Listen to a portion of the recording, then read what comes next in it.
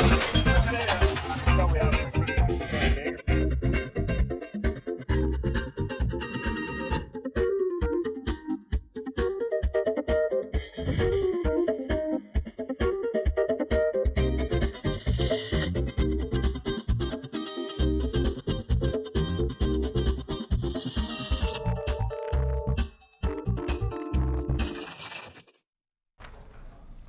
and welcome to Business as Usual.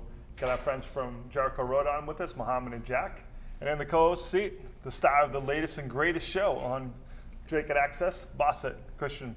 Welcome, Christian. How's it going, Kevin? How's the new show going? Well, about as good as ever.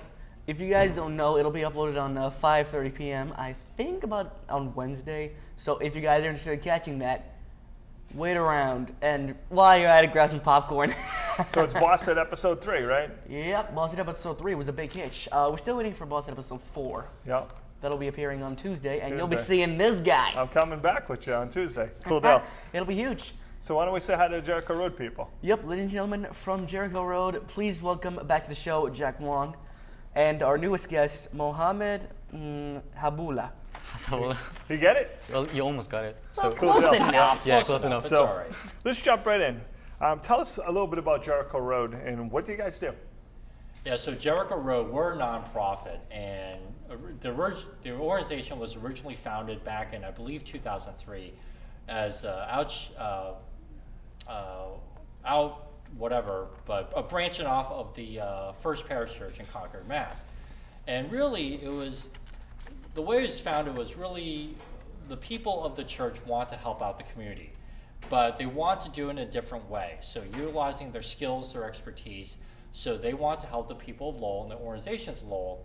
And so that's really where Jericho Road is founded, is providing professional services, right, business skills to the nonprofits of Lowell, primarily focusing on human services, right, organizations that serve human beings, that is, and organizations that serve the low to moderate income communities. That's really kind of the nutshell.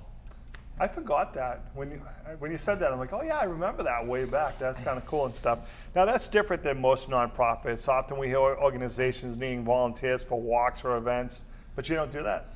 Right, that's not us, right? So a lot of times people, when they think of volunteering and nonprofits, they think about, right, volunteering for a walk, volunteering to man a table at a 5K, right? Or, or that drive for, like a United Way at work, right? Or a food drive. Sure, those are all worthwhile causes.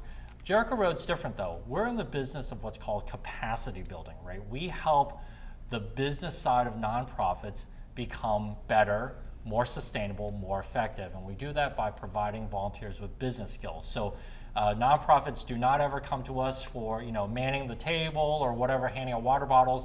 Great worthwhile causes, not what we do. Nonprofits come to us because they need help running the business of their nonprofit. Yep. Well, that may not be a few things that you guys do. Can you give us some examples of projects? Yeah, so, the types of skills we look for really run the gamut, right? It could be like marketing, strategic planning, fundraising, grant writing, all those skills that any business, right? Any small or large business need, because nonprofits in and of themselves are businesses. Yeah. So think about all those kind of skills. Board training, board development, leadership and executive coaching, it all comes. We've even had one-off requests such as architecture, right? We had an organization ask for that service a couple times in the past. Makes sense. Jack, I'm a huge fan of Jericho Road. I've served on a number of boards, and what typically happens is I get recruited for the board. I see there's board openings, and I recruit my friends. Yep. Because I want to serve all my friends. Sure. And then we look around the table and we realize that we're missing a lot of skills. Yep. It's like, okay, but I don't happen to have a friend that specializes in that. So having something like Jericho Road out there to say, hey, you know what, we really, in that case, hey, we wanted a new building, do you have an architect? Or someone that understands legal, okay, if we're going to do this, are there any legal implications? Because as you know, like I said, if you don't have that skill set, you mean well, but you could get yourself and the board in trouble. Yeah, exactly. And typically organizations come around when they're kind of plateauing, or they want to undertake some sort of project, right? Could be strategic plan, could be architecture, what have you, but they don't necessarily have the money, or they have the money, but to pay an architect or to pay for a board training person, it takes away from their mission, right? Absolutely. From saving homeless kids or saving, whatever. So they'll approach me at Jericho Road. My job is to find a volunteer with that skill to donate his or her time. And it's worked out really, really well, and the organizations get a lot out of it. They get a huge impact, right? The volunteers are happy because they've given back to the community. So it's a nice win-win all around. Well, I'd say so, because you guys, last I remember, you guys have gotten like en masse volunteers, as far as I remember. The only question is, when does an NPO typically approach you for help? Yeah, so typically, nonprofit typically approaches, again, plateauing. You know what it really is again, nonprofits are really like little businesses. And so nonprofits start out with what I call mission people, right? They're very passionate about saving the world in their way, and they're very good about saving the world in their way, but they're not necessarily business people. So they start out the first year, they serve a lot of meals, they save a lot of people, whatever it is that they do. The second year rolls around, okay, they're still doing it. Eventually they come to a realization, like Kevin was saying, they join the board and, hey, we're missing some skill sets here. Or, hey, to make it to year number 3, we need to raise some money. So who knows how to do that? Or we need to now advertise more or market more because we've sort of exhausted our supply of friends and family, if you will.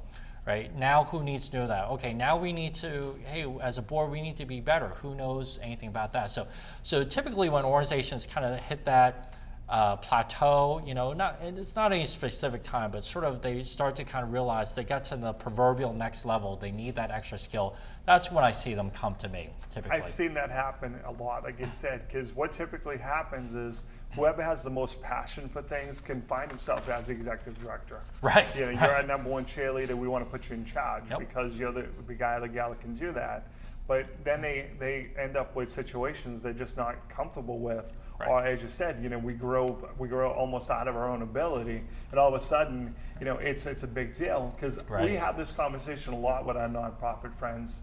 You are a nonprofit, I respect that, but at the end of the day, you're a business. Yeah, you got to remember that. We have to keep the lights on. We have to raise money. Now, I would imagine raising money is probably one of your most popular requests.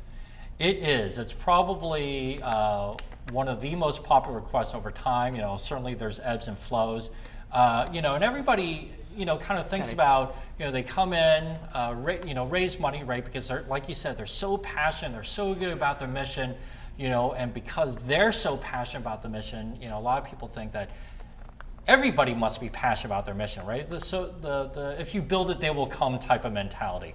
And so they think, I'm just gonna blast out an email, do whatever, raise, $100,000, keep this place open, and we're gonna do all great things.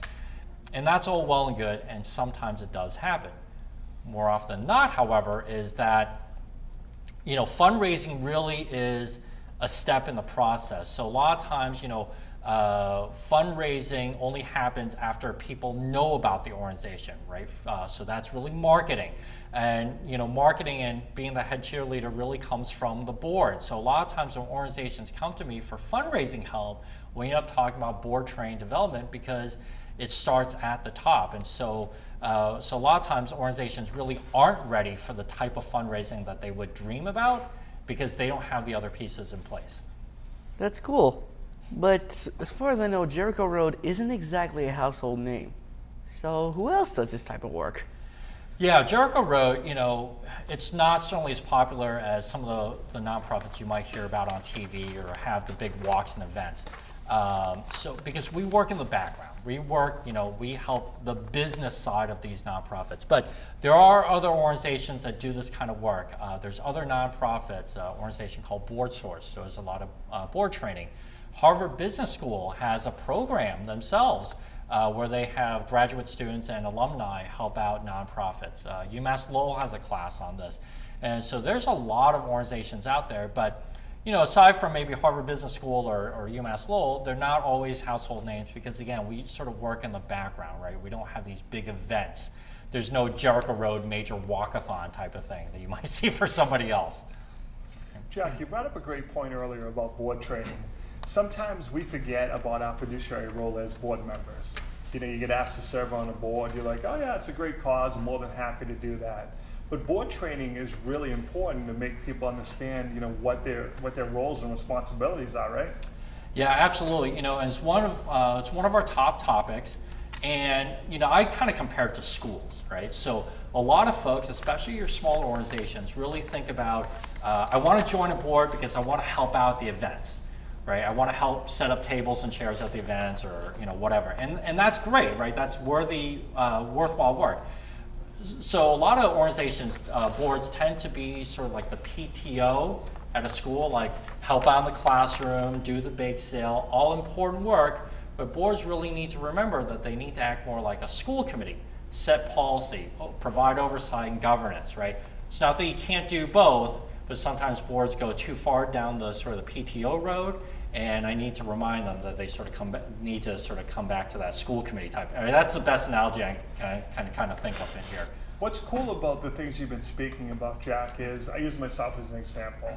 I often get asked to serve on boards, and I'm like, you know, if it's something that's important in my life, I make the time. But what I like about what you're doing is, if you need my skill set, and you say, Kevin, we need you to go and help this board with one particular task, you're going to be involved for a little while, and once it's done, you can go help somebody else. Right. I really, really like that a lot, because most of us are busy. You know, when you mean well, you get on the board and you're like, oh great, I'm going to the board meeting tonight, and I know I'm going to hear, hey, there's that guy that's been on our board for 6 months. He made his first meeting tonight. Right, Congratulations, right. Kevin. You know, and you're like, I know.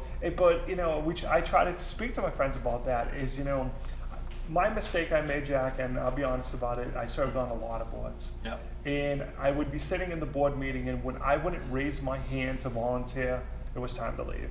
I got involved in things that were great causes, but weren't my passion, Yep, and that's sure. a mistake. Yep. You know, if you're not going to be the first person to stand up, volunteer when they need something, then you should probably let someone else have your board spot.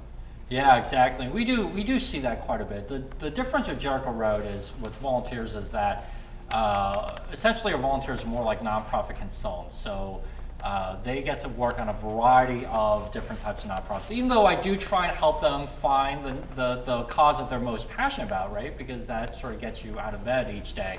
But having said that, you know, we try to have our volunteers really utilize their skill set, sort of regardless of the nature of the nonprofit, because you know, all different types of nonprofits can benefit from marketing or strategic planning, not just the specific type that particular individual cares about, right? And yours, you know, Jericho Road projects are a little bit more challenging because, you know, if I help out at the walkathon, at the end of the day, they announce they made, you know, thousands of dollars. If I come in and I spend a couple hours educating you on how to use social media, sometimes, you know, I may see a post and go, yeah, I taught Jack how to do that. But sometimes it's probably a little bit harder to measure the impact you're having. Yeah, it really is. You know, when you do board training or strategic planning or whatever, there often is not a direct correlation with, you know, because I trained the board, they served 100 more meals or served 100 more people, right? Having said that, though, Jericho Road has made a huge impact. So last year served over 40 nonprofits. Provided I think over $250,000 worth of value and professional services, touched I think over 100,000 people's lives. So there's not always that direct result, you know, cause and effect result, but Jericho Road does make an impact, absolutely. So we know about the end product, but let's talk about the process. I mean, someone volunteers at a walk event is done after that. By volunteering skills, doesn't this take more time? Yeah, so the volunteers, again, are consultants, and it does take some time, but the time commitment, you know, I get this a lot, like, because people want to volunteer, they like the idea, but then they say, well, wait a second, I have a full-time job, or I'm looking for a job full-time, or whatever, you know. So, you know, it's different than the walk event because they know they show up the day of the walk event and then they're done, period, right? This is a little bit different, but I remind people that volunteers can sort of work out the time commitment with the nonprofit. A lot of times work can be done from home, and so volunteers can volunteer, you know, an hour a week or 2 hours a week, and if the nonprofit that they're helping is fine with that, then so be it. So it doesn't have to take up all of someone's time if they don't want to. Certainly the nonprofit would love more time, but that's not a requirement. Right? So where do you find your volunteers then, Jack? Yeah, we have a lot of retirees who want to stay active, keep the mind sharp. Sometimes a little bit tougher to find them because they don't always congregate in one place. I do spend a lot of time, like you, Kevin, actually speaking to a lot of job seeker groups, doing a lot of networking. Job seekers in particular are really, really great because it helps them keep their skills sharp and fill in time gaps and things like that. So, we look for volunteers everywhere, but those are some of the major areas, as well as not to exclude working people, though. Well, let's continue to talk about that. I mean, we know that there are a few people out there that are still trying to look for jobs, but why would a job seeker or retiree in this case would want to do this? Yeah, it really is about keeping the skills sharp, keeping the resume sharp, networking, of course, right? You know how important that is, meeting new people, obviously giving back to the community. There is that element that never goes away, and you don't want it to go away, but it's but also in a lot of cases, it's for job seekers. Sometimes it's a way to think about a career switch. So if you're a finance person, but you have a little skill in marketing, and you think about doing a career switch, well, some companies may not hire you because you don't have the experience in marketing, but in a nonprofit setting, you can gain some of that experience, and it helps build your resume. So it maybe helps you land that next spot. You bring up a great point, Jack. That's one of the things I encourage my job seeker friends to do is volunteer. In some cases, it has led to jobs, but like I said, you're keeping your skills fresh. And by volunteering, I like it because I get to see you as an employee, as a potential employee. Right. What are you willing to do and stuff. It's humbling, Jack. Over the years, I've served on a number of boards, and how later on in life, those people come back into my life. You and I served on a committee together, and then 10 years later, we end up doing something together, whether that's business related. And I've heard that, I really, just loved your passion for that cause. Yeah. And finally, I have a chance to do some business with you, so I'm reaching out to you. And Yep. it's humbling. It's like, yeah, I remember you, but Jack, that was 12 years ago. Right. Where you been, type of thing. But I find that I've made some of my best connections over a shared passion, serving on the food pantry board. It's just kind of interesting. And you look at it and say, Jack and I may have never met if we didn't serve on this board together. We don't live in the same town, to work in the same industry, but it brings people together in a very unique way. And it's one of the reasons why I enjoy volunteering with people. Yeah, it really does. And I enjoy volunteering myself. And, I've made some great friends and great connections that way. So it's something that people kind of, when they think about volunteering for a nonprofit, some sort of charities, that aspect is sometimes gets overlooked, but it's so important in business, as you know. Yep. Well, besides a few projects, what else can JR do as a NPO? So Jericho Road, the bulk of our work is providing volunteers to take on these different projects with these different skills, but we also offer board training. So again, maybe you're a startup, a nonprofit, and you've recruited your friends and family to be on the board, right? Because they're just as passionate about whatever the mission is as you are. But again, sometimes those folks, although well-intentioned, don't necessarily know what it means to be a board member. So we offer board training, board development, even board placement. So if you're interested in serving on a board but don't know how to go about it, we can help find a spot for you as well. Genius. That's what I really like, Jack, is because there's a lot of people that have great skill sets and they want to serve on a board, but they may have just not have heard of it because, like you said, Right. there's so many well-known nonprofits, and then there's so many that you might not have heard of if you're not active in the nonprofit scene. But when you hear about it, you're like, oh my God, that's really, really cool. And Right. those are the people that probably need your help a little bit more. You have a lot of the larger Exactly. companies, wanting to send their employees, to some of the bigger known companies. But there's some people, running it literally out of their basement that you're like, okay, it serves a great purpose. And with my skill set, we could, help take them in new directions. Exactly. There's lots of those around, and they can definitely use the help. So it's a great, worthwhile cause. Get involved. And like you said, if you don't run around those circles, sometimes, unfortunately, you just don't hear about them. I know people may have asked this before, and it might seem a bit redundant, but we're going to ask it. That's all right. Where did Jericho Road get its funding? Yeah, so Jericho Road, like other nonprofits, Jericho Road itself is a nonprofit. So like nonprofits, we get individual donations, corporate sponsors, foundations. Again, it's a little bit different because we don't have the walkathon events, that really drives a lot of publicity and some dollars. So we have to work a little bit differently and kind of be smart about how we go about fundraising because we do work behind the scenes, right? But we do raise a lot of money, and there's a lot of great supporters. In fact, recently Jericho Road was named Nonprofit of the Year by Enterprise Bank. It was a great honor to have won that. And we are recognized as a nonprofit, an important nonprofit in the community by several other organizations as well. Well, clearly I understand why you guys get that recommendation from Enterprise because, you guys have been you guys have been doing this for 20, 25 years?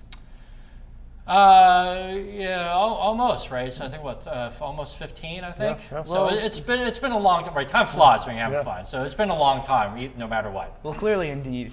But NPO to NPO, you guys don't charge the other ones? We don't, and that's one of the hallmarks of Jericho Road is that for all these services that we deliver and all these people we impact, we don't charge them.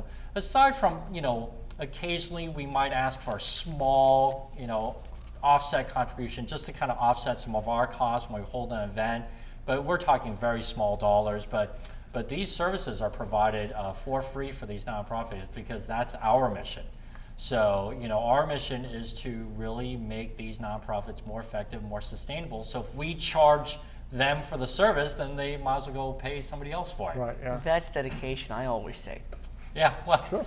well, we love it. I mean, it's a great mission, and it's one that's very necessary. So Jack, people are watching the show. If they're a nonprofit and they want to reach out to you to get some assistance, what's the process? They reach out to you, you sit down, kind of go over what their needs are, and then try to help them from there? Yeah, so they can get in touch with me, email or on the web, jerichoroadproject.org or jrlowell.org, and my email information's in there. But the process really is, they can come talk to me first. We really kind of talk about what is necessary. In fact, most nonprofits take that approach. I'll do a bit of consulting myself and kind of help them prioritize or figure out exactly what they need.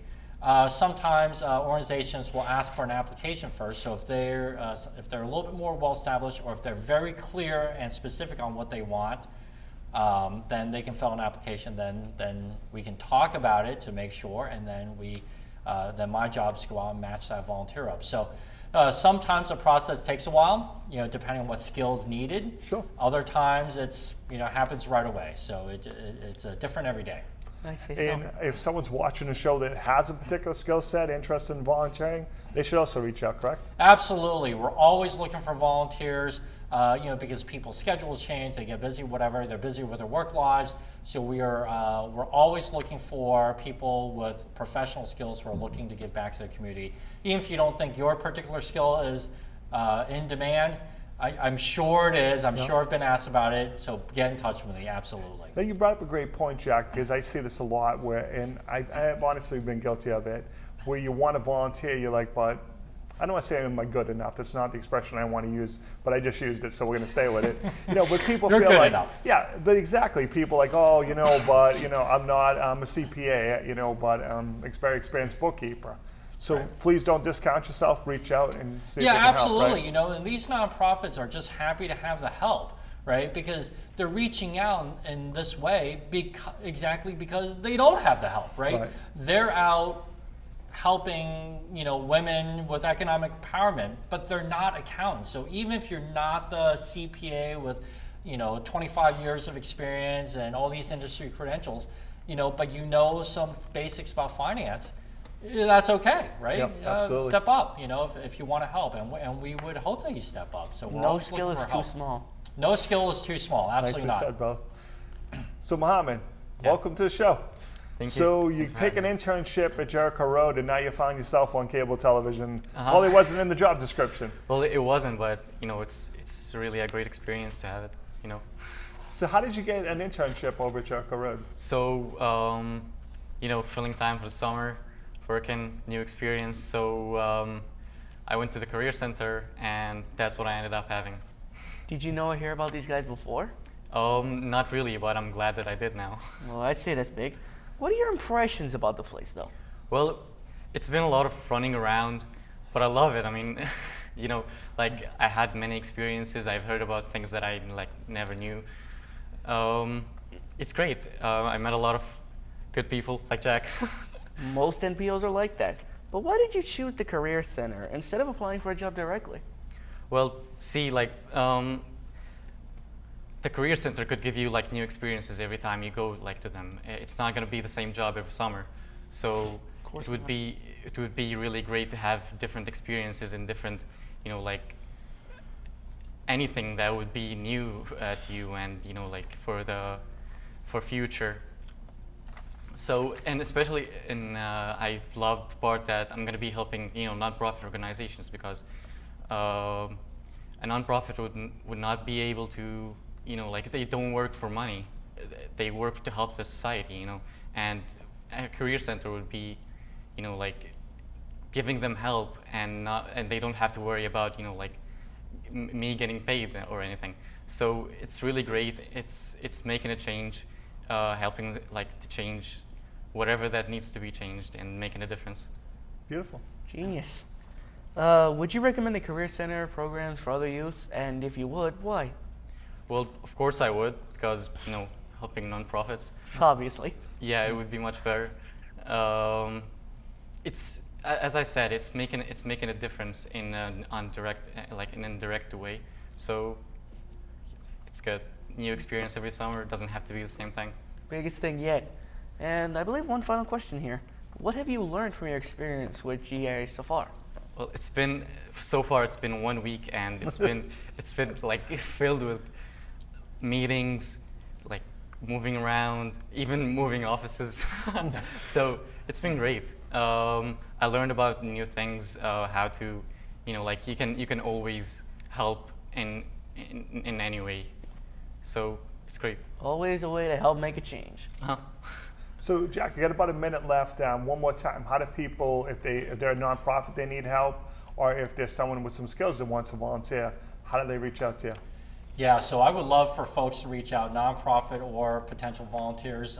They can find me on the web at www.jrlowell.org. That's the Lowell website, or jerichoroadproject.org, or via email, jwang@jerichoroadproject.org. So a lot of great nonprofits out there can use the help. No skill too small. Give back to your community, make some great connections, and make an impact. So if you have the skill, or if you need the help, please get in touch. Great, we appreciate you guys coming on. You gonna close the show? Yep. Like I said, thanks to all you DATV viewers, and a special thanks to the Jericho Road brothers for showing up. And really, we've discussed a lot, but what can I say? That's just business as usual. Am I right? Anyways, thanks for watching DATV viewers, and we will see you next time. Thanks for watching. So today on the show we have